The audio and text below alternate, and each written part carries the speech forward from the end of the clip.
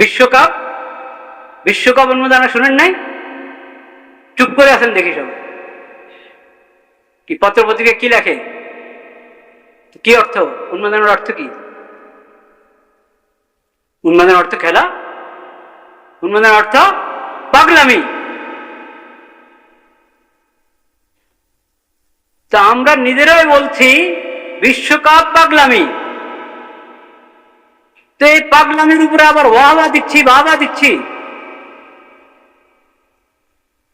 পাগলামির পক্ষে কে থাকে বলেন?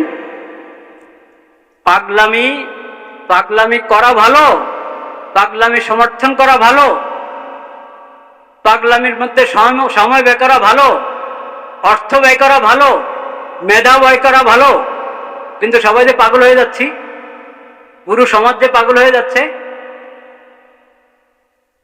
যে পাগলামি, ও পাগলামির দ্বারা তো মনে হচ্ছিল ঢাকায় কোন জায়গা জানি বিশ্বকাপ হচ্ছে। হুজুর ঢাকায় তো না, এটা তো কোন দেশে, অনেক দূরের কোন দেশে হচ্ছে।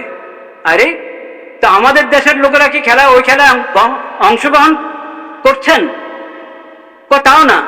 আরে তারা কোনো সময় অংশগ্রহণ করে এই পেয়েছে? কি পায়? হ্যাঁ, কাপ পেয়েছে? পেয়েছে? হ্যাঁ, কোথাও কখনো পায় নাই। আচ্ছা, তো খেলার সুযোগও পায় নাই, কাপও পায় নাই, অংশগ্রহণই করছে না, এই দেশেও হচ্ছে না, তারপরেও এত পাগলামি। কোথায় যাবে এই জাতি? এই জাতির হাসুর কি?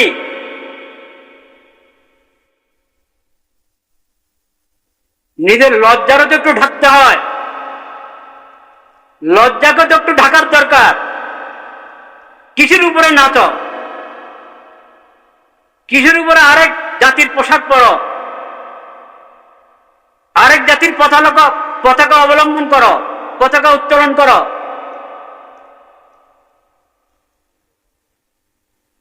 আর এই বিভক্তি বিভক্তি কিসের কারণে? আমি এই দলের এই খেলোয়াড়দের সাপোর্ট করি, ওরা ওই খেলোয়াড়দের সাপোর্ট করে। এরা কাকে সাপোর্ট করে? ব্রাজিলকে। আর ওরা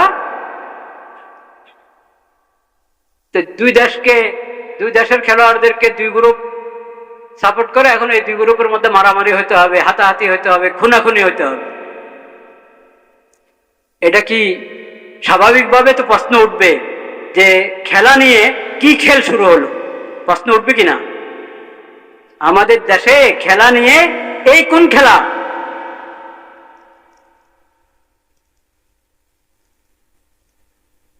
খালি এই দেশে তো না, সব দেশে। তো খেলাকে পেশা বানাইতে পারে, খেলাকে একমাত্র ধান্দা বানাইতে পারে যাদের আর কোনো ভবিষ্যৎ নাই। খেলা দিয়ে সান্ত্বনা, খেলা দিয়ে কি সান্ত্বনা। যাদের আর কিছু নাই, ভবিষ্যৎ নাই, আখিরাত নাই, যারা শুধু এই কাপে পাবে না, কেউ পাবে ওটা দেখেই উনি খুশ, ওটা দেখে উনি হাতে তালি দেয়, ওটা দেখেই ওনার জোহরের নামাজ শেষ, আসর শেষ, মাগরিব শেষ, ফজর শেষ, রাত্রে 10টা শুরু হবে না, রাত্রে 1টা 2টা কখন শুরু হবে, কোন দেশের খেলা? আর সারা রাত ঘুম শেষ, সারা রাত ঘুম দেয়। এবার ফজরও শেষ, ফজরও শেষ, পরের দিনের ডিউটিও শেষ। কি সরকারি অফিস আদালতগুলোতে, বেসরকারি অফিস আদালতগুলোতে ঝিমায় কিনা ডিউটির সময় ঝিমায় কিনা? যেহেতু সারা রাত সেই তালে ছিল। তো পুরা জাতি একসাথে পাগল হওয়া উচিত। পাগল তো কিছু লোক পাগল হবে, তাদের চিকিৎসা করবে জাতি। পুরা জাতি একসাথে পাগল হয়ে যাবে। ইন্না লিল্লাহি ওয়া ইন্না ইলাইহি। তো এই জাতিকে, পুরা মুসলিম জাতিকে পাগলামি থেকে বের করান আর পাগলামি থেকে বাঁচার ভূমিকা পালন করা দরকার। আমাদের সমাজকে, সমাজের শীর্ষস্থানীয় লোকদেরকে, সরকারকে সরকারের প্রধান দায়িত্বশীল। জাতিকে কিসের থেকে বের করতে হবে? পাগলামি থেকে বের করতে হবে। কিন্তু এই পাগলামি, এটা তো পাগলের পাগলামি না। পাগলের পাগলামি তো মাফ করা যায়, সুস্থ মানুষের পাগলামি মাফ করা যায়? এটা তো সুস্থ মানুষের পাগলামি, এটা তো সুস্থ মানুষের পাগলামি ভাইরা আমার। এই পাগলামিতে পড়ে না সময়ের কোনো দাম আছে, না মেধার কোনো দাম আছে, না অর্থের কোনো দাম আছে। সব কিছুর অপচয়, সর্বোপব্যয় হচ্ছে পুরা বিশ্বব্যাপী। আর নোয়াখালীতে একটা কথা আছে, নোয়াখালী মনে হয় সারা দেশে আছে, হইল নাচে বল নাচ, মানে এটার উচ্চারণটা আর কি নোয়াখালী। হইল নাচে বল নাচে, লগে তেত্তিনিও নাচে। শোল মাছও লাভ দেয়, বোয়াল মাছও কি দেয় সাথে সাথে। এখন যদি বৈশা মাছ একবারে ছোট ছোট এগুলো যদি এরকম নাচা শুরু করে, তো এটা নাচা হবে নাকি? তো ওরা তো আখিরাতের উপরে তাদের বিশ্বাস নাই। যাদের আশিক হয়ে আছো তোমরা, ওদের তো আখিরাতের প্রতি বিশ্বাস নাই। ওদের দুনিয়ায় শুরু, দুনিয়ায় শেষ। ওরা তো দুনিয়া পাচ্ছে, তোমরা তো আখিরাতের প্রতি বিশ্বাসী। তোমরা যে ওদের পিছনে দৌড়াচ্ছ, ওদের আশিক হচ্ছ, তোমরাও নাচানাচি করো।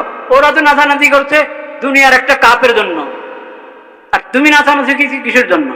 তোমার জন্য তো আল্লাহ পুরো জান্নাত সাজিয়ে রেখেছে। ওই জান্নাত পাওয়ার জন্য তোমার খবর নাই। ওই জান্নাত থেকে গাফেল হচ্ছে তুমি। আখিরাতে, কবরে, হাসরে আল্লাহর পাকড়াও থেকে তুমি গাফেল হয়ে যাচ্ছ। স্ত্রীর হক নষ্ট করছো, সন্তানের হক নষ্ট করছো, অফিসের হক নষ্ট করছো, সবার হক নষ্ট করছো। তোমার দান্দা একটা, কেড়ে কি দিল, কি কটা গোল দিল নাকি, কয় নম্বরটা চলছে ওটা ছাড়া। বড় বড় মানুষ, বড় ব্যবসায়ী, কিন্তু কতক্ষণ পরে কানে কানে শুনে আরেকজন কিরে, নিজে ব্যস্ত মিটিংয়ে, ব্যবসার মিটিংয়ে ব্যস্ত, ওর ভিতর দিয়ে কানে কানে শুনে নেয়, ওর ভিতর দিয়ে মোবাইল হাতে নিয়ে দেখে নেয়। শান্তি নেই অন্তরে। তো সবাইকে পাগল বানিয়ে ফেলছে খেলায়। এ জাতির কোনো ভবিষ্যৎ নাই ভাইরা আমার। এটা থেকে বের হয়ে আসতে হবে। সৎ সাহসের দরকার, সৎ সাহসের দরকার। সমাজের দায়িত্বশীল, দেশের দায়িত্বশীলরা যদি সৎ সাহস অর্জন করতে পারে যে না, দেশে এটা চলবে না, যেখানে সীমান্তে আমরা নিরাপদ না, সীমান্তে আমরা নিরাপদ না, পাশের দেশে সংখ্যালঘু মুসলিমরা নিরাপদ না, এমন অবস্থায় খেলার পিছনে আমরা পড়বো, খেলার দান্দায় পড়বো, আমরা আখিরাত থেকে বেখবর হয়ে যাব, যেখানে আমাদের রবের দরবারে হাত তুলে কাঁদা দরকার। হ্যাঁ, একদিকে আমরা বলছি মূল্যবোধ শেষ হয়ে যাচ্ছে, আখলাকের অবক্ষয়, চারিত্রিক অবক্ষয়, শিক্ষার অবক্ষয়, সব দিকে দেশে অবক্ষয় আর অবক্ষয়। ঠিক কোন সময় বিশ্বকাপের উন্মাদনায় পুরা জাতি মেতে উঠে। কেমন কথা এটা?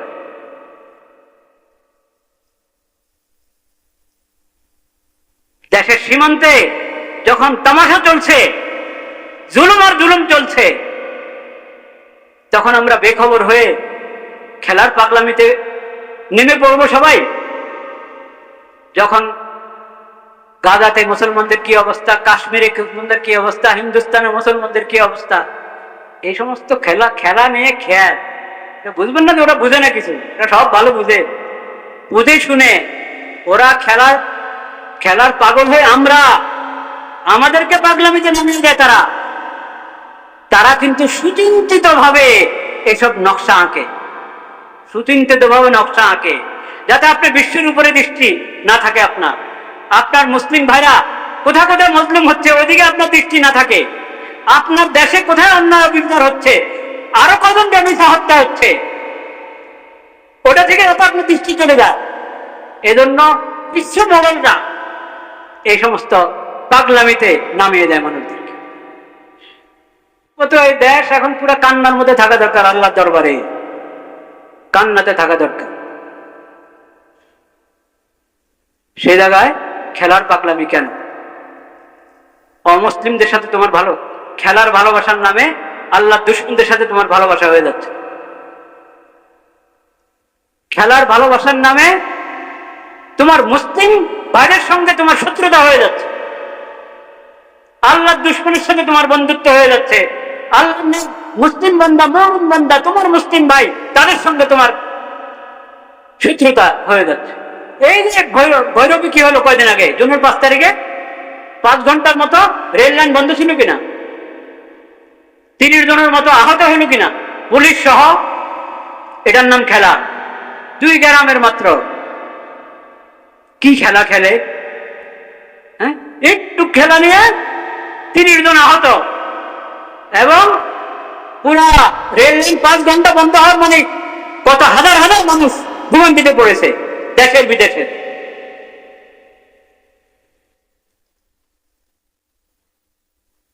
এটা আমাদেরকে নামাজ থেকে গাফিল করে দিচ্ছে, আখিরাত থেকে গাফিল করে দিচ্ছে, আল্লাহ স্মরণ থেকে গাফিল করে দিচ্ছে, আমার দায় দায়িত্ব ডিউটি থেকে আমাকে গাফিল করে দিচ্ছে, আমার ঈমানি চেতনা নষ্ট করে দিচ্ছে।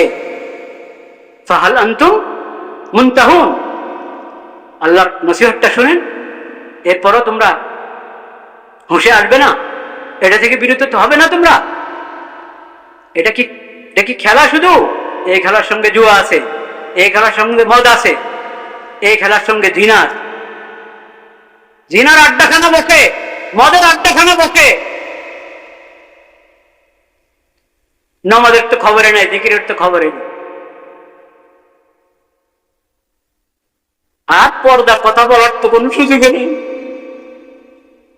বিশ্বকাপ নিয়ে আমরা ব্যস্ত, মনে হয় যেন আমরা 27 মনে আছি। হ্যাঁ, আমরা স্বর্গে বাস করি, জান্নাতে আছি আমরা। নাউযুবিল্লাহ বলে, নাউযুবিল্লাহ। ওদের ভাবটা হলে তারা মনে হয় জান্নাতে আছে, তো আমরা জান্নাতে আছি। আর হুজুর কি কয় এগুলা পর্দার কথা? আরে পর্দা ছাড়া জান্নাত, আল্লাহ যে পর্দার বিধান দিয়েছেন দুনিয়াতে, এই পর্দার বিধান ছাড়া জান্নাত।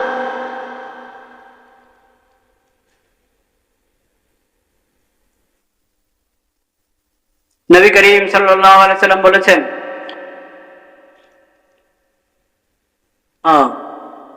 লা ইয়াকুনান্না মিন উম্মতি আকওয়াম ইস্তাহিল্লুনা আল-হিরা ওয়াল হারির ওয়াল খামরা ওয়াল মাআজিফ ওয়া লা ইয়ানজিলান্না আকওয়ামুন ইলা জামবি আলামিন ইয়ারুহু আলাইহিম বিসারিহাতিন লাহুম ইয়াতিহিম ইয়ানিল ফাকির লিহাজাতিন ফায়াকুলুনা ইরজি' ইলানা গাদান ফায়ুবাইয়িতুহুমুল্লাহ ওয়া ইয়াদাউল আলাম ওয়ায়ামসাকু আখারিনা কিরাদাতান ওয়া খানাজির ইলা ইয়াউমিল কিয়ামা। দীর্ঘ হাদিস।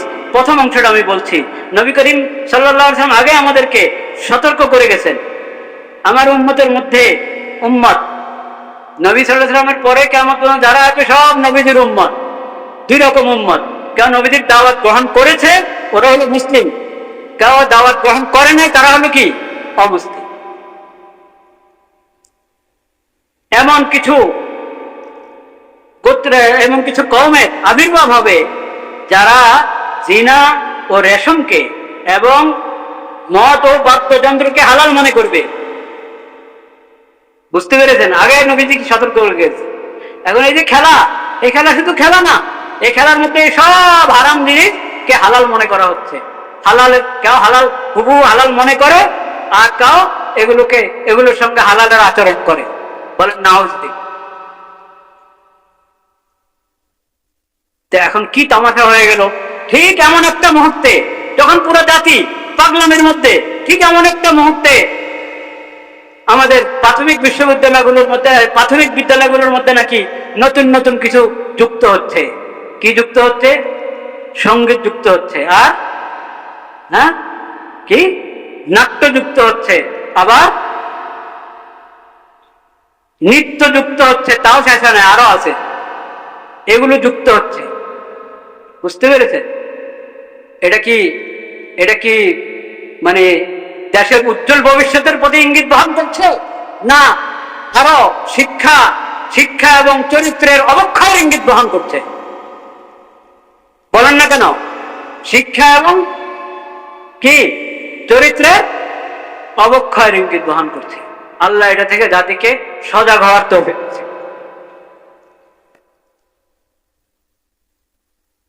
বাস, কথা বলার অনেক কিছু আছে, কিন্তু যদি চাই হেদায়েত, যদি চাই পাগলামি থেকে বের হয়ে আসতে, তাহলে আমাকে আখিরাত স্মরণ করতে হবে, আল্লাহর কোরআন, আল্লাহর বিধান স্মরণ করতে হবে। আমি চাই চারিত্রিক উন্নতি, চাই আমি শিক্ষার উন্নতি, চাই সমাজের নিরাপত্তার উন্নতি, কিন্তু রাস্তা অবলম্বন করছি হলো সব অবক্ষয়। এটা বৈপরীত্য। এটা কি বৈপরীত্য? আল্লাহ তাআলা এই বৈপরীত্য থেকে আমাদের সবাইকে হেফাজত করে। ওই কাগজটা কোথায়?